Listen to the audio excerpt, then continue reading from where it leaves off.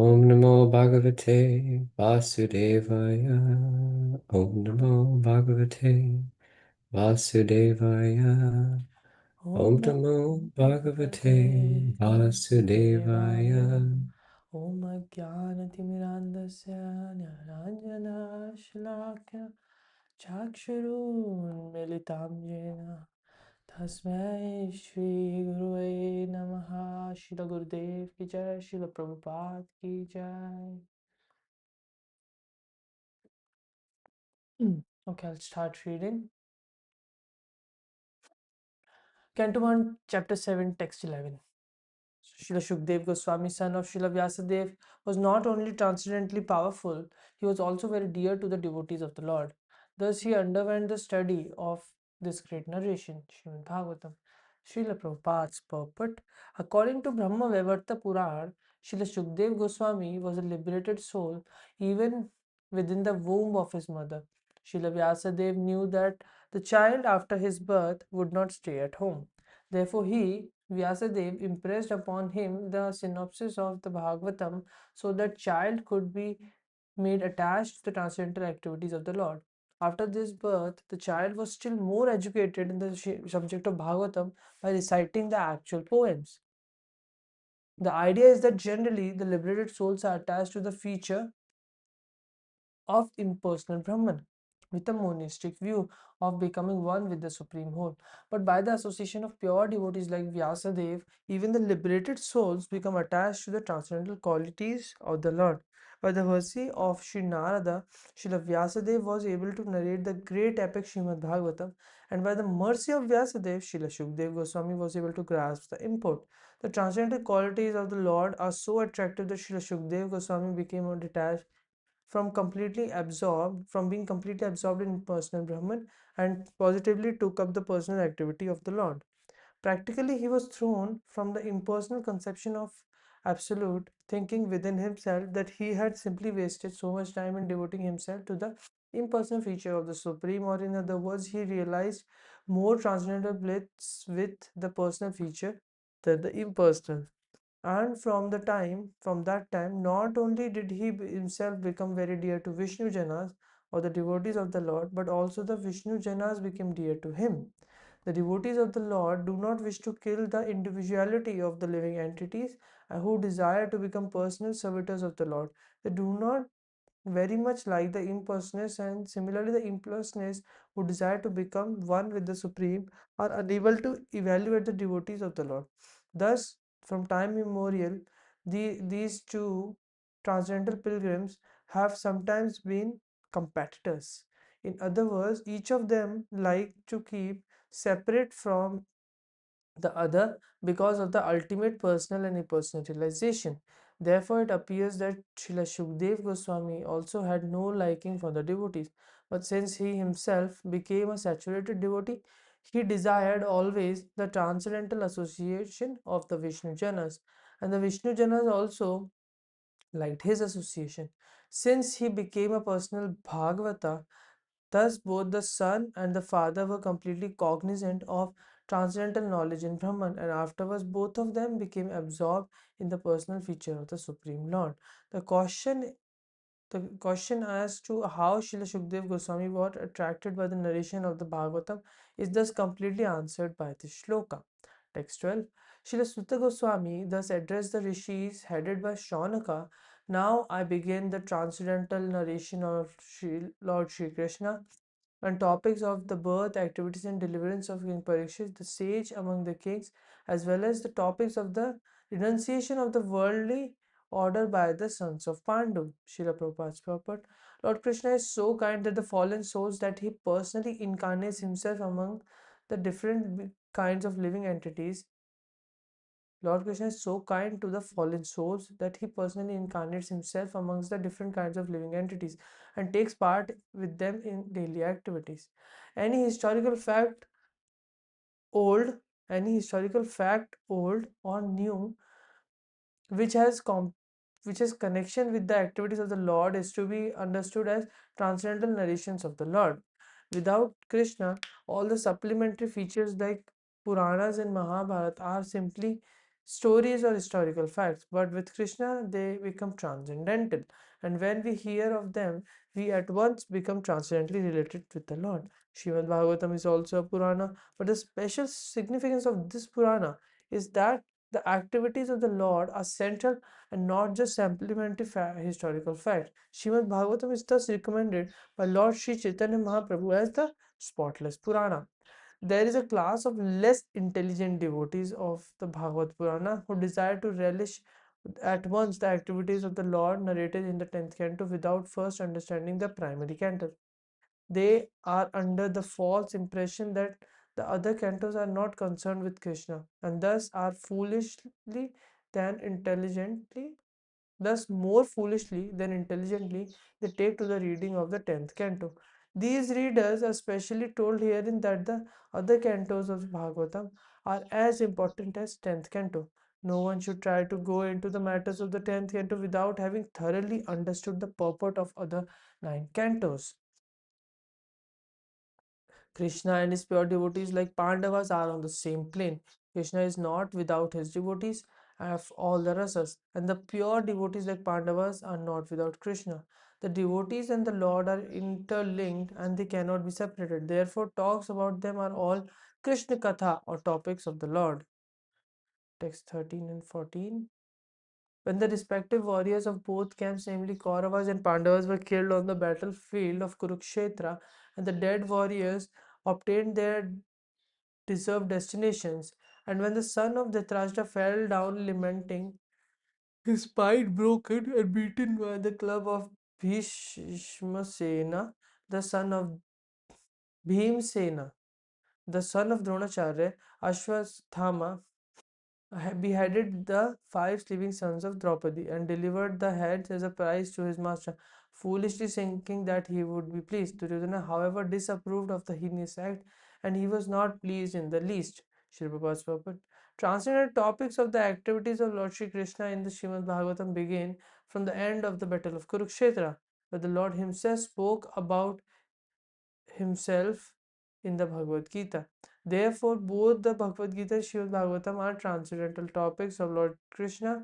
The Gita is Krishna Katha or topics of Krishna because it was spoken by the Lord, and Bhagavatam is also Krishna Katha because it is spoken about the Lord.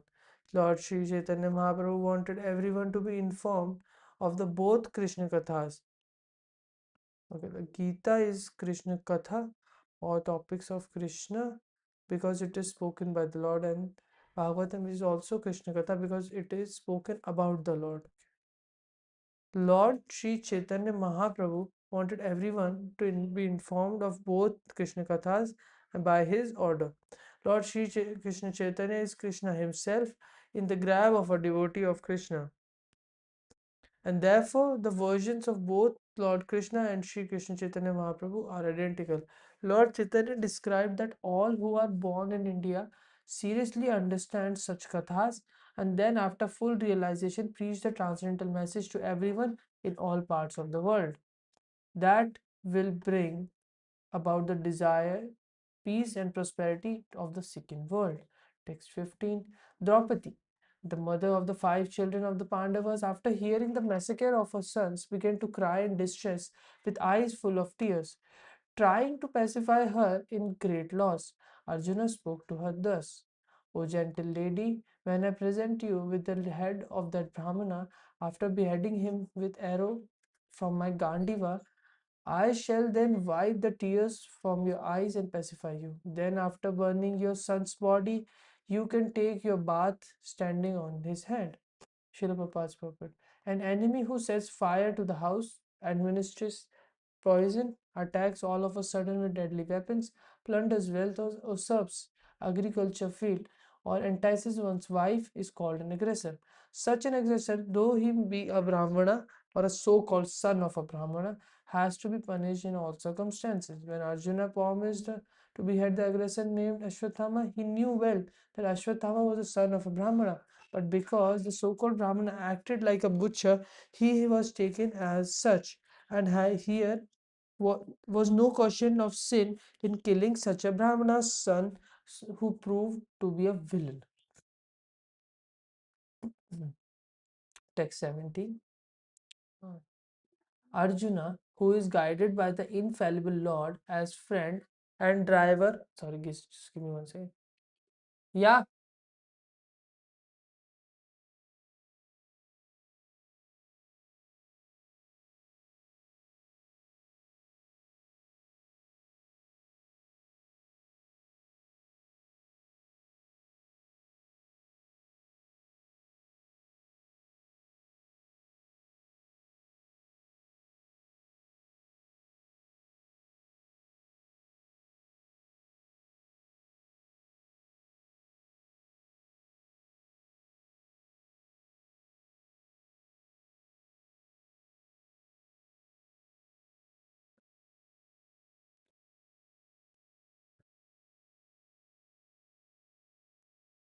sorry, Prabhu.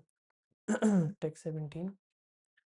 Arjuna, who is guided by the infallible Lord as the friend and the deliverer, thus satisfied the dear lady by such statements. Then he dressed in the armor and armed himself with furious weapons. And getting into his chariot, he set out to follow Ashwatthama, the son of his material teacher. Text 18. Ashwatthama, the murderer of the princess, seeing from a great distance Arjuna coming at him with great speed, fled in a chariot, panic stricken just to save life, as Brahma fled in fear of Shiva. According to the reading matter, either Ka or Akaraha, there are two references in the Puranas. Ka means Brahma, who once became a lord by his daughter and began to follow her, which infuriated Shiva, who attacked Brahma with his trident. Brahmaji fled in fear of his life. As far as Arakha is concerned, there is a reference in the Vamana Puran. There was a demon named Vidyunmali who was gifted with a glowing golden airplane which traveled to the back of the sun, and night disappeared because of the glowing effulgence of this plane. Thus the sun god became angry, and with his virulent rays he melted the plain. This enraged Lord Shiva. Lord Shiva then attacked the sun god, who fled away and at last fell down at Kashi, Varanasi, and the place became famous as Lolarka.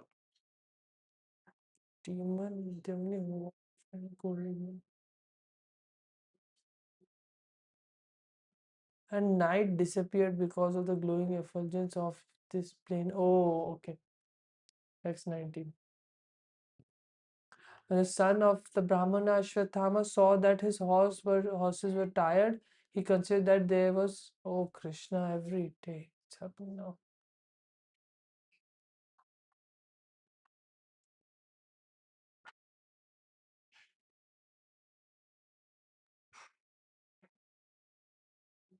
I think I will have to stop reading from that maybe.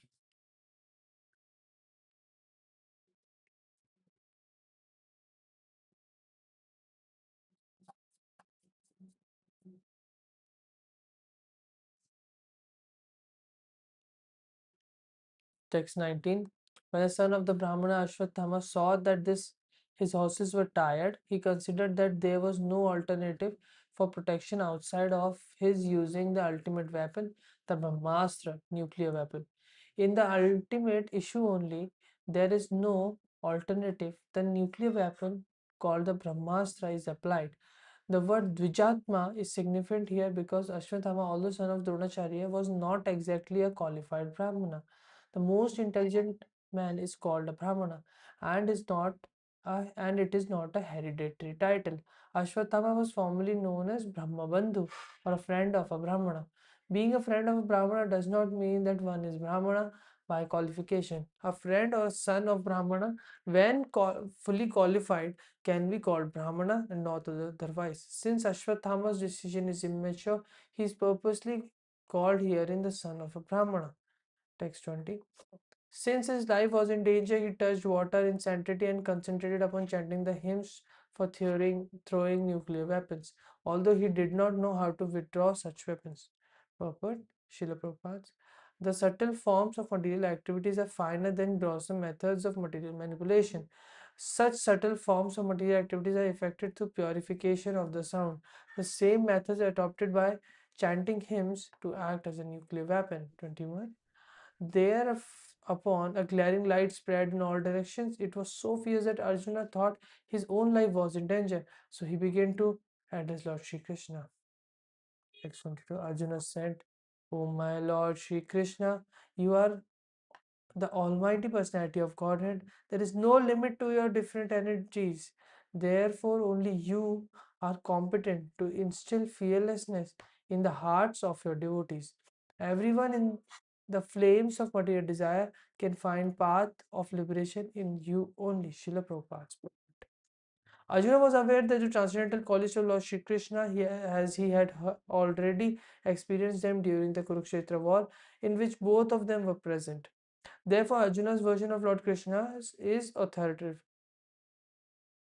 Therefore, Arjuna's version of Lord Krishna is authoritative. Krishna is almighty and especially the cause of fearlessness for the devotee. A devotee of the Lord is always fearless because of the protection given by the Lord. Material existence is something like a blazing fire in the forest, which can be extinguished by the mercy of the Lord Shri Krishna. The spiritual master is the mercy representative of the Lord. Wow, so beautiful. Therefore, a person burning in flames of material existence may receive the rains of mercy of the Lord through the transparent medium of the self-realized spiritual master. Love it. The spiritual master, by his words, can penetrate into the heart of a suffering person and inject transcendental knowledge, which alone can extinguish the fire of material existence. Amazing. Text 23. You are the original personality of Godhead who expends himself all over the creations and is transcendental to material energy. You have cast away the effects of the material energy by dint of your spiritual potency. You are always situated in eternal bliss and transcendental knowledge. Srila Prabhupada. The Lord states in the Bhagavad Gita that one who surrenders onto the lotus feet of the Lord can get release from the clutches of descents. Krishna is just like the sun, and Maya or material existence is just like darkness. Wherever there is light of the sun, darkness or ignorance once vanishes.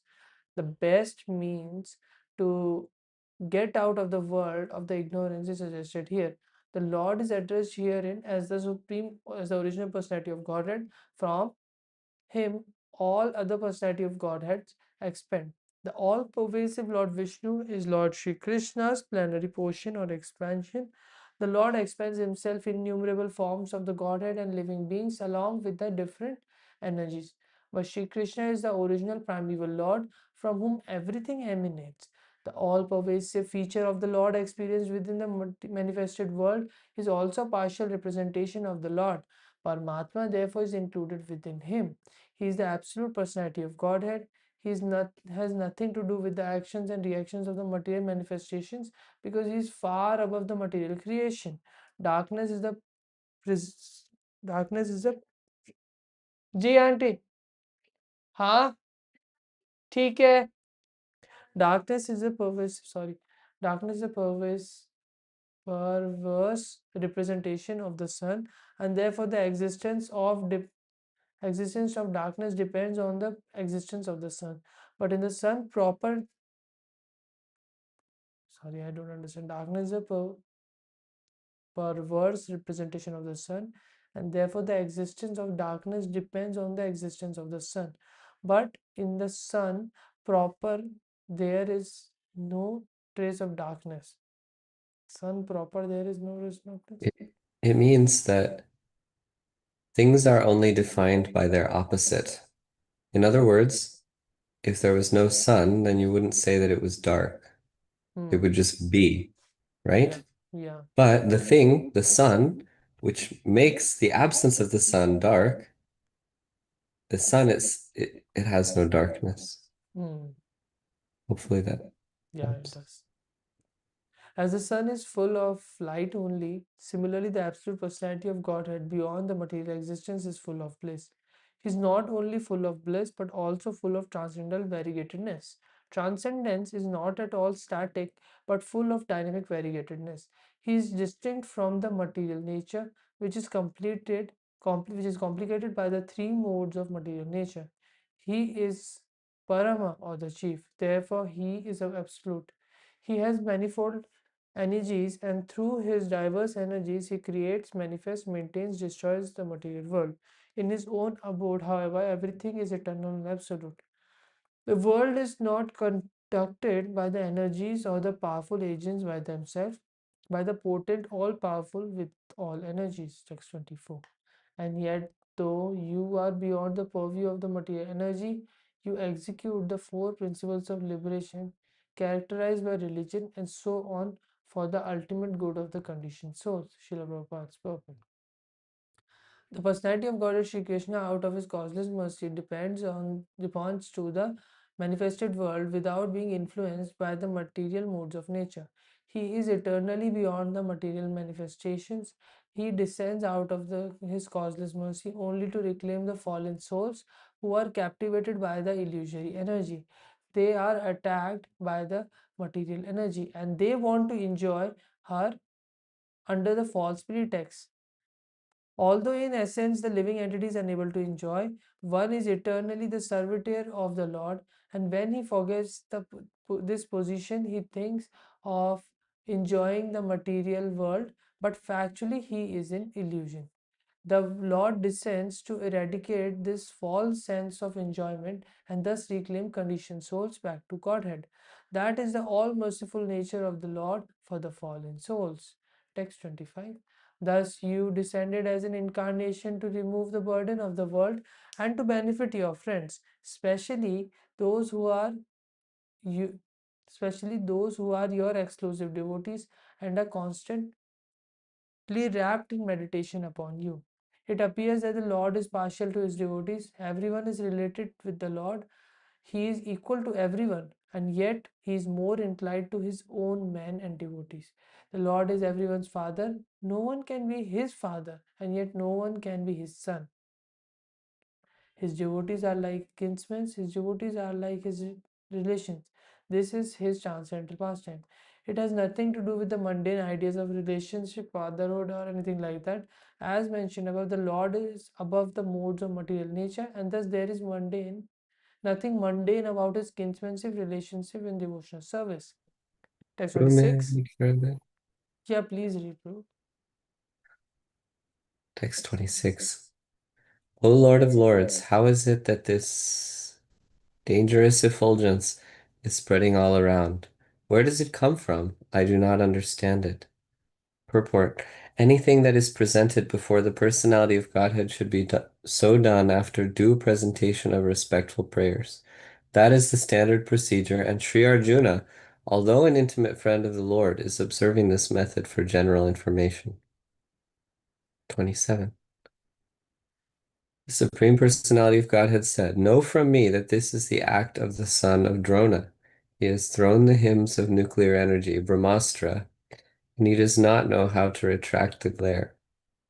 He has helplessly done this, being afraid of imminent death. Prabhupada's purport. The Brahmastra is similar to the modern nuclear weapon manipulated by atomic energy. The atomic energy works wholly on total combustibility, and so the Brahmastra also acts.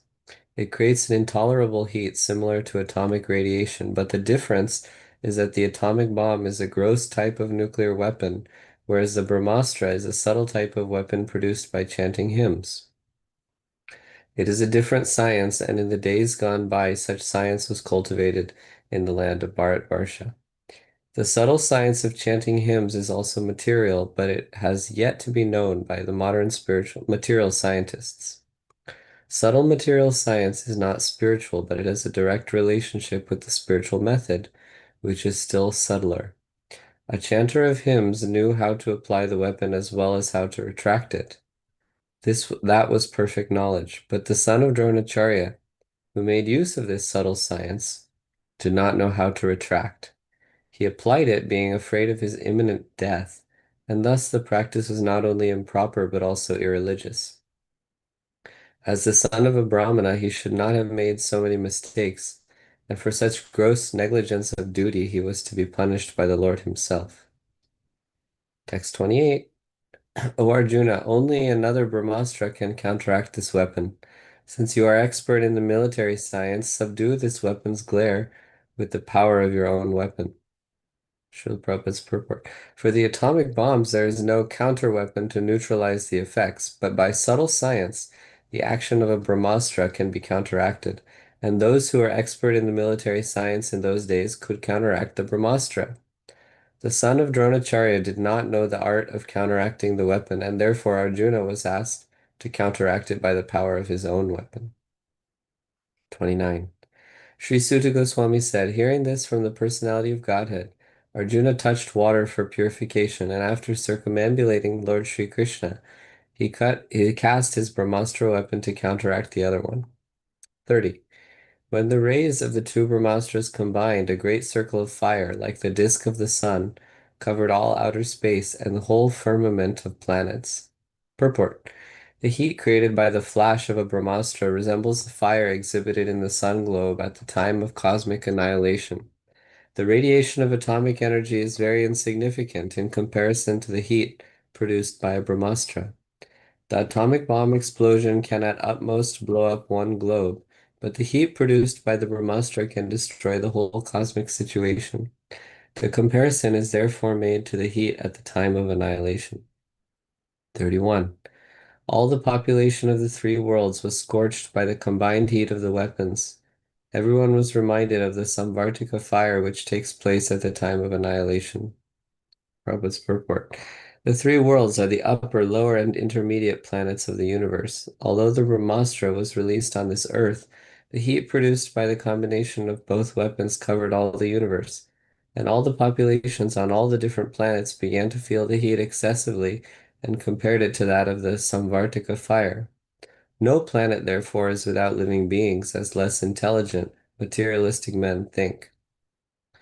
Thus, seeing the disturbance of the general populace and the imminent destruction of the planets, Arjuna at once retracted both Brahmastra weapons, as Lord Sri Krishna desired. Purport. The theory that the modern atomic bomb explosions can annihilate the world is a childish imagination. First of all, the atomic energy is not powerful enough to destroy the world. And secondly, ultimately, it all rests on the supreme will of the Supreme Lord, because without his will or sanction, nothing can be built up or destroyed. It is foolish also to think that natural laws are ultimately powerful. Material nature's law works under the direction of the Lord, as confirmed in the Bhagavad Gita. The Lord says there that natural laws work under his supervision. The world can be destroyed only by the will of the Lord and not by the whims of tiny politicians. Lord Sri Krishna desired that the weapons released by both Droni and Arjuna be withdrawn, and it was carried out by Arjuna at once. Similarly, there are many agents of the all-powerful Lord, and by his will only can one execute what he desires. Jai. Shall we cut it there?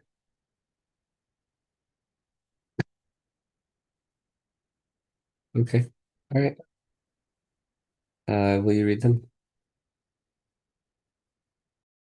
Arjuna, text 33. Arjuna, his eyes blazing in anger like two red balls of copper, dexterously arrested the son of Gautami and bound him with ropes like an animal.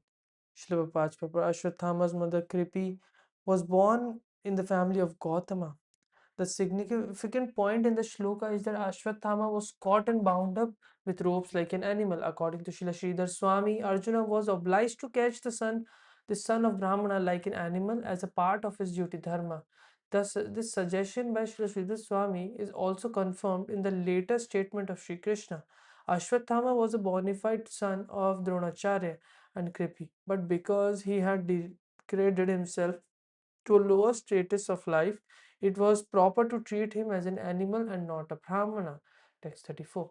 After binding Ashwatthama, Arjuna wanted to take him to the military camp. The personality of God and Sri Krishna, looking on with his lotus eyes, spoke to Arjuna in an angry mood. Srila Prabhupada's purport, both Arjuna and Sri Krishna are described here in an angry mood, but Krishna's eyes were like balls of red copper, whereas the eyes of Lord were like lotuses. This means that angry mood of Arjuna and that of the Lord are not on the same level. The Lord is transcendence, and thus he is absolute in any stage. His anger is not like the anger of a conditioned living being within the modes of qualitative material nature, because he is absolute. But both his anger and pleasure are the same. His anger is not exhibited in the three modes of material nature. It is only a sign of his bent of mind towards it is only a sign of his bent of mind towards the cause of his devotee, because that is the transcendental nature. That is his transcendental nature. Therefore, even if he is angry, the object of anger is blessed. He is unchanged in all circumstances.